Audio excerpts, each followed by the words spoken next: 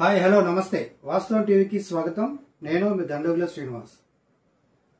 ఏడాదిన్నర దాదాపు 2 సంవత్సరాల తర్వాత ప్రభుత్వంపై పట్టు దొరికింది సీఎం రేవంత్ రెడ్డికి. ఇప్పుడు ఈ గడిచిన కాలమంతా కూడా చేసింది పెద్దగా ఏం లేదు. రుణమాఫీ సగం సగం, రైతు భరోసా సగం సగం, కొత్త పథకాల అమలు ఊసే లేదు. పాత పథకాలే అట్లా దక్కాముక్కీలు తింటూ నడిపిస్తున్న ఈ తరుణంలో మెల్లమెల్లగా పట్టు సాధించి కలెక్టర్ల బదిలీలు, మంత్రివర్గ విస్తరణ, జిల్లా ఇన్ఛార్జ్ మంత్రుల చేంజింగ్ ఇదంతా కూడా చేసుకొని ఇప్పుడు పూర్తి స్థాయి పట్టు సాధించి ఇక పరిపాలనపై తన గురి సారించనున్నాడు సీఎం రేవంత్ రెడ్డి. దాంట్లో మొట్టమొదటిగా ఆయన ఎంచుకున్న పాయింట్ రైతుల గురించి. ఎందుకంటే రైతుల ఆగ్రహానికి తక్కువ సమయంలోనే గురైన ప్రభుత్వం ఏదైనా ఉందంటే అది రేవంత్ రెడ్డి సర్కారే. ఎందుకంటే కేసీఆర్ ఎప్పుడు చూసినా రైతుల జపమే చేసుడు. అయితే కాళేశ్వరం, రైతు బంధు ఇవన్నీ చేసుకుంటూ వాళ్ళకు కొంత గ్యాప్ వచ్చినా రైతు బంధుకు టైం వచ్చినా కానీ వెంటనే చేసుకుంటూ వాళ్ళ ఆగ్రహానికి చవి చూడకుండా, వాళ్ళ ఆగ్రహానికి లోను కాకుండా ఉండేందుకు ప్రయత్నం చేస్తూ వాళ్ళ ఆదరాభిమానాలు చూరగొని అదే ప్రభుత్వానికి శ్రీరామ రక్ష అని భావించే సీఎంలలో ప్రధానంగా ఉన్న దాంట్లో తెలంగాణ వచ్చిన తర్వాత కేసీఆర్ అని చెప్పాలి. ఆ తర్వాత ఆయనను కాదని కాంగ్రెస్ని ఎంచుకొని సీఎంగా రేవంత్ రెడ్డిని ఎన్నుకున్న తర్వాత ఇంకా ఎక్కువ ఆశలు పెట్టుకున్నారు. రైతు భరోసా పేరుతో పెంచిస్తారు ఎకరానికి అనే మేనిఫెస్టోలో చెప్పిన హామీ కావచ్చు, ఇంకా మాకు బాగా జరుగుతుంది, ఇంకా ఎక్కువ లబ్ధి చేకూరుతుంది, సబ్సిడీ అమౌంట్ కావచ్చు, సన్న బియ్యం వడ్లకు సబ్సిడీ ఇస్తారని కావచ్చు, ఇవన్నీ కూడా రైతుల్లో కొంత ఆశలు కేసీఆర్ ప్రభుత్వం కంటే కూడా కాంగ్రెస్ ప్రభుత్వం రేవంత్ రెడ్డి సర్కార్ పైన కొంత సామాన్య జనంతో పాటు ఆటోమేటిక్గా రైతులకు కూడా కొంత ఎక్కువ ఆశలు అంచనాలు పెరిగిన నేపథ్యంలో వాళ్ళ అంచనాలను కనీసం పాస్ మార్కులతోనైనా రీచ్ కాలేకపోయింది ఈ 2 ఏళ్ల కాలంలో రేవంత్ రెడ్డి సర్కార్. ఏమన్నా అంటే అప్పులు చేసిపోయాడు, మొత్తం అప్పుల పాలు పోయినాము, వాళ్ళకు ఆయన చేసిన అప్పులకు మిత్తులు కట్టడానికి సరిపోతలేదు అని చెప్పుకుంటూ కాలయాపన చేస్తూ ఆఖరికి ఉద్యోగులు జీతాలు పెంచమంటే కూడా నన్ను కోసుకున్నా కానీ నేనేం చేయలేను, నన్ను కోసుకొని తింటారా, వాళ్ళ డబ్బులే లేవు అని ఒక వేదికల మీద, బహిరంగ వేదికల మీద ఒక సీఎం మాట్లాడి మరింతగా చులకనయ్యే విధంగా రాష్ట్ర పరిస్థితి, వేరే రాష్ట్రాల ముందు రాష్ట్రం పరుగు దిగజార్చుకునే విధంగా ఉన్న వాస్తవం అదే అయినప్పటికీ అలా మాట్లాడి ఉన్న విషయాన్ని చెప్పడం బాగుంటుందని చెప్పడం ఒక ఎత్తు అయితే, కేసీఆర్ చేసిన తప్పిదానికి మనం బలవుతున్నామని ఇంకో విషయం 2 రకాలుగా చెప్పేందుకు ప్రయత్నం చేసినప్పటికీ అది పెద్దగా అందరి ఆమోదయోగ్యంగా మాత్రం లేదనే చెప్పాలి. అయితే ఇన్ని రోజుల తర్వాత మళ్ళీ రైతులతో ముఖాముఖికి ఏర్పాటు చేస్తున్నాడు. రేపు రైతు ముఖాముఖి ఉంది. రేపంటే సోమవారం రోజు రైతులతో ముఖాముఖి ఉంది. ఏమని, రైతు భరోసా ఎప్పుడైతే ఆగిపోయిందో, ఎప్పుడు జనవరిలో వేసి ఆపేసిరు అప్పుడే, ఆ తర్వాత ఇప్పుడు మళ్ళీ సీజన్ చాలా అవుతుందో అది అక్కడనే మధ్యలో పెండింగ్ పెట్టేసారు.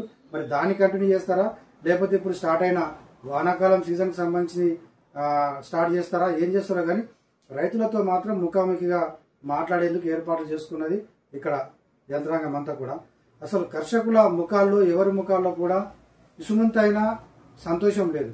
ఇదేం సర్కారు, ఇదేం ప్రభుత్వము, ఏరుకోరి తెచ్చుకున్నాం ఇట్లయింది అని అందరి, అంటే కర్షకులే కాదు సామాన్య జనం కూడా వ్యతిరేకతతో ఉన్న ఈ తరుణంలో రైతులతో ముఖాముఖిగా కలిసి మాట్లాడేంత సంతోషకర భావాలు పంచుకునేంత ఆడ సీన్ అయితే కనబడడం లేదు. కానీ ప్రోగ్రాం పెట్టుకున్నారు, సర్కారు పెట్టుకుంది. వాళ్ళేదో ప్రభుత్వం మాట్లాడుతుంది కాబట్టి, సీఎం మాట్లాడుతుంది కాబట్టి వాళ్ళు కూడా మీరు చేయండి, ఇంకా మీ మీద ఆశలు పెట్టుకున్నామని చెప్తారో, లేకపోతే సంతోషంగా ఉన్నామని చెప్తారో, కానీ మేజర్గా అందరూ కూడా 90% రైతులు కావచ్చు, జనం కావచ్చు హ్యాపీగా లేరు. ఇంక్లూడింగ్ ఆ పార్టీ రైతులు అనుకోవచ్చు, ఆ పార్టీ కార్యకర్తలు అనుకోవచ్చు, ఆ పార్టీ అభిమానులు అనుకోవచ్చు, కాంగ్రెస్ పార్టీ అభిమానులు అందరూ కూడా అసంతృప్తితోనే, ఒక రకమైన నైరాశ్యంలో, నిరాశతోనే ఉన్నారని చెప్పొచ్చు. ప్రభుత్వంపై పెద్దగా ఆశలు పెట్టుకుంటే మాకేం చేయలేదు, అప్పులు కూడా దొరికే పరిస్థితులు లేదు, అప్పుల పాలు అయిపోయినాం, సర్కార్ ఏదో చేస్తుంది అనుకుంటే అదేం చేస్తలేదు, మేమే అప్పుల్లో ఉన్నామని చెప్పుకుంటుంది తప్ప మాకేం చేస్తుందో అర్థమైతే లేదు. పెంచిన పింఛన్ ఏమో కానీ, రైతు భరోసా ఏమో కానీ ఎప్పుడు ఇస్తారో ఏమో తెలుస్తలేదు. ఉన్న పథకాన్ని కంటిన్యూ చేస్తే బాగుంటుండే, కేసీఆరే బాగుండే అనే ఈ మాటలు అయితే రిపీట్గా వస్తున్న తరుణంలో సోమవారం రోజు రేవంత్ రెడ్డి రైతులతో ఫేస్ టు ఫేస్ ముఖాముఖిలో పాల్గొనున్నారు. ఏం మాట్లాడతారో, వాళ్ళు ఏం అనుసరిస్తారో మనకు తెలిసిందే. అంతా సవ్యంగానే సాగుతుంది, కానీ ఎవరు మాత్రం సంతోషంగా లేరు. అయితే రైతు భరోసా మొదటి నుంచి కూడా ఆపుతూ దానికి కొర్రీలు పెడుతూ మేము దానికి ఏమో దీనికి ఏమో కేసీఆర్ రాళ్లకు రప్పలకు రియల్ ఎస్టేట్ భూములకు 100 ఎకరాలున్న ఎమ్మెల్యేలకు ఇచ్చారు, మేము అట్లా చేయబోము అని చెప్పి దాని మీద కమిటీలు వేసుకుంటూ తీవ్ర కాలయాపన చేసిన తర్వాత కొండంత రాగం తీసి ఏదో అన్నట్టుగా చివరికి ఆయన కూడా ఒక రాళ్ళు రప్పలకు తప్ప మిగతా అందరికీ రైతు భరోసాను అప్లై చేసేసిండు రేవంత్ రెడ్డి కూడా భయపడి. ఎందుకంటే దాని సీలింగ్ అన్నాడు, 10 ఎకరాలకే పరిమితం అన్నాడు, 100 ఎకరాల వాళ్ళకి ఎందుకు అన్నాడు, ఎమ్మెల్యేలకు ఎందుకు, మంత్రులకు ఎందుకు అన్నాడు.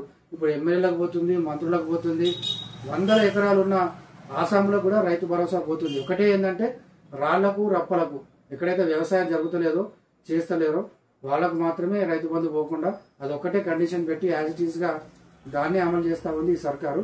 అయితే అది మాత్రం మధ్యలో ఎమ్మెల్సీ కోడ్ అన్నారు. ఆ కోడ్ తర్వాత మార్చి 31 మొత్తం వేసేస్తామన్నారు.